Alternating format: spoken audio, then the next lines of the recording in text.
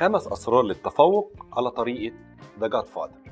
في ختام الموسم الأول وتحديدا حلقة أسرار النجاح من قصة صعود بابلو إسكوبار وقصة والتر وايت من مسلسل بريكنج باد، الفرق الوحيد ما بين بابلو إسكوبار وكل قادة عالم الجريمة والمافيا وما بين جيف بيسوس ومارك زوكربيرج وستيف جوبز وإيلون ماسك إن الفريق الأولاني كان شغال بشكل غير قانوني والباقيين دول شغالين بشكل قانوني.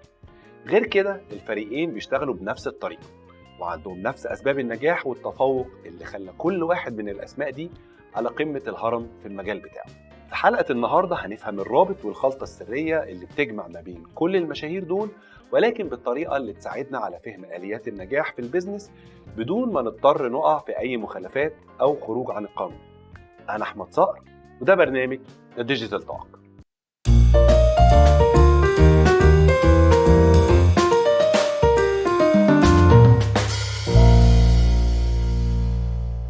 يا ترى ايه السر ورا ان انجح رجال الاعمال على مستوى العالم لما بيتسألوا ايه اكتر فيلم بيفضلوه تقريبا هنسمع نفس الاجابه: The Godfather او الاب الروحي.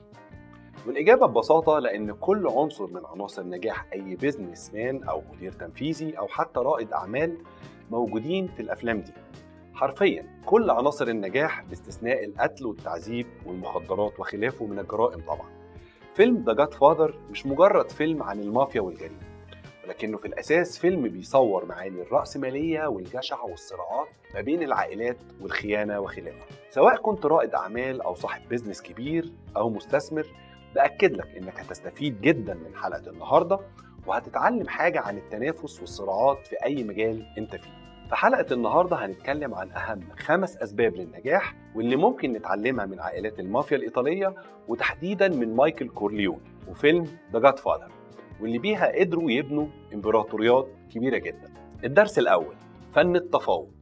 لو في أي سر وحيد لنجاح أي زعيم مافيا فهي بالتأكيد هتكون القدرة المذهلة للتفاوض مع الخصوم أو الأعداء، أو التفاوض مع رجالتهم أو أفراد عائلتهم، أو حتى التفاوض مع المحققين والقضاء أثناء جلسات الاستماع والتقاضي. مفيش واحد منهم ما بيمتلكش مهارة التفاوض مع الجميع قد الناس دي، وده بالظبط اللي بيعمله كل رجال الأعمال الشرفاء لما بيكونوا في مواقف تستلزم إنهم يتفاوضوا مع منافسيهم المباشرين في مجال عملهم للوصول لنفس الهدف، وهو إخراجهم من سوق المنافسة المشترك اللي ما بينهم. الدرس الثاني: فكر زي خصومك بالظبط. سواء فيتو كورليون أو مايكل، الاتنين كانوا أساتذة في الموضوع ده بشكل فاق كل المنافسين من باقي العائلات. الاتنين حرفيا كانوا محترفين في استشراف الخطوات المتوقعة من كل خصومهم بطريقة في منتهى العبقرية والبساطة. والصفة دي ما كانتش فقط متوقفة على خصومهم وبس، إنما الخاصية دي كانت بتشمل تحليل فكر كل المحيطين بيهم، سواء من المستشارين أو من أي فرد من أفراد العيلة أو رجالتهم. دايما بيحاولوا يتوقعوا ردود أفعالهم وتحركاتهم في المواقف المختلفة، وعلشان كده كانوا أكتر قدرة لمنع أي كوارث أو خسائر متوقعة. في البيئة التنافسية لأي بيزنس من المهم دايما إنك تحط نفسك مكان الطرف الآخر وتشوف الأمور من منظورهم الخاص، سواء شركائك في العمل أو خصومك من المنافسين. لازم تفكر إزاي هيكون تصرفهم وردود أفعالهم علشان تقدر تستعد من ناحيتك بأنسب تصرف أو مجموعة من الإجراءات في المقابل. بكده أنت بتكون عندك استعداد مبكر للتصرف قبل الحدث، وده بيخليك أهدى وقراراتك أسرع. الدرس الثالث: اوعى تكره خصومك. زي مايكل كورليون لما كان بينصح ابن أخوه بيقول له اوعى تكره أعدائك علشان ده بيأثر على طريقة تفكيرك وأحكامك. المبدأ ده يعتبر من أهم المبادئ في البيئة التنافسية في أي مجال في البيزنس. دايما بنسمع عن أهمية فصل المشاعر عن القرارات المنطقية والعقلانية، وده ببساطة علشان كلنا فاهمين إن التنافس البيزنس هو أصل العلاقة ما بين كل الشركات، لأن الجميع عايز يطلع منتصر ويحقق أكبر مكاسب على حساب باقي المنافسين، حتى لو ده بيدفع البعض لاتباع طرق ملتوية وغير مشروعة للوصول للهدف ده على حساب الباقي. عدم كرهك للخصم بتاعك أو المنافس المباشر ليك لا يعني برضو إنك لازم تحبه.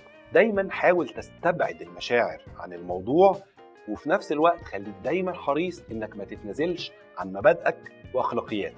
أنا معاك إن أحيانا المنافسة بتكون غير شريفة، ولكن افتكر برضو إن الموضوع مش شخصي بتاتا، ولكنه مجرد تنافس قوي في البيزنس أحيانا بيطلع بره الإطار المشروع.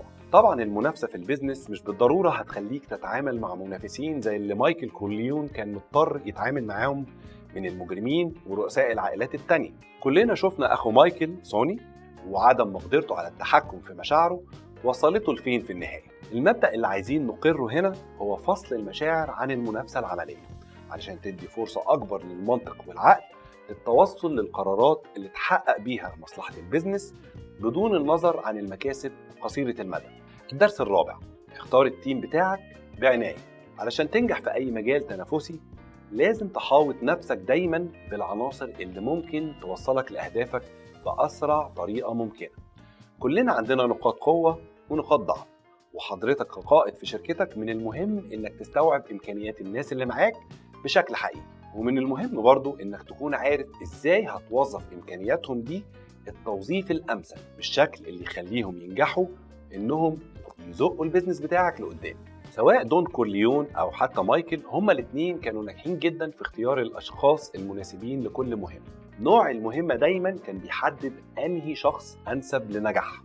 دون فيتو الأب اختار توم هيجن علشان يمارس نوع هادي من التفاوض بأدب، ولما التفاوض الهادي ما نجحش اختار لوكا باراتزي علشان ينجز نفس المهمة ولكن بطريقة مختلفة.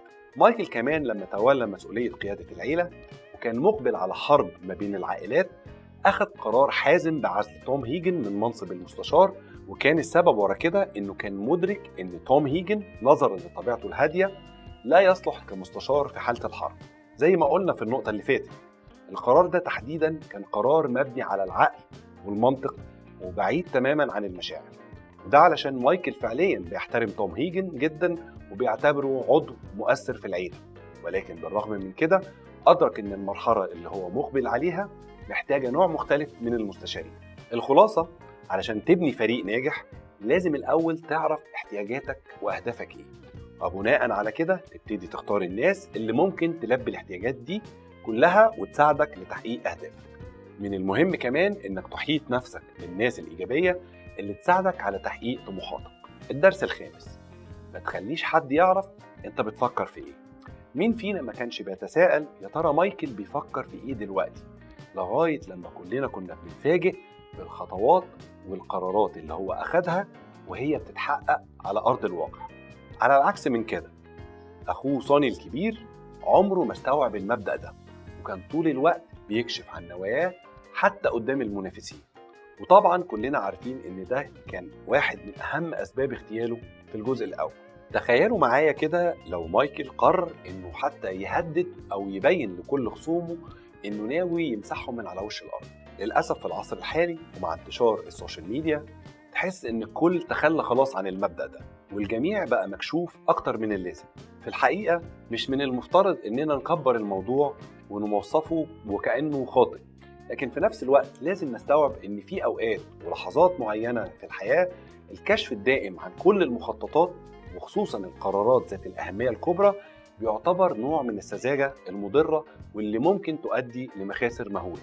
لو حضرتك مدير فني أو مدرب لأحد فرق الكورة الكبيرة أو حتى الصغيرة، من الطبيعي إنك هتحاول دايما تخبي كل مخططاتك وأسلوب لعبك عن باقي الفرق علشان تقدر تفاجئ المنافسين وتقدر تباغتهم وتحقق الفوز عليهم بسهولة. ولكن لو بتتكلم كتير عن مخططاتك والكل عارف انت بتفكر ازاي، هتخسر أهم ميزة للكتمان، وهي فقدانك لعنصر المفاجأة اللي في أغلب الأحيان بيكون سبب رئيسي لتحقيق النصر على الخصوم.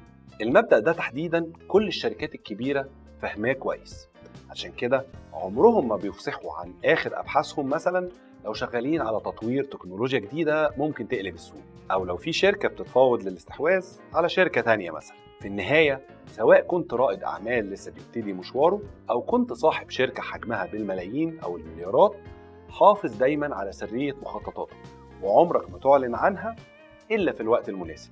إعلانك عن مخططاتك قبل الأوان هيسمح للمنافسين إنهم يتدخلوا لإفشالها بشتى الطرق. بس كده، نشوفكم الحلقة الجاية.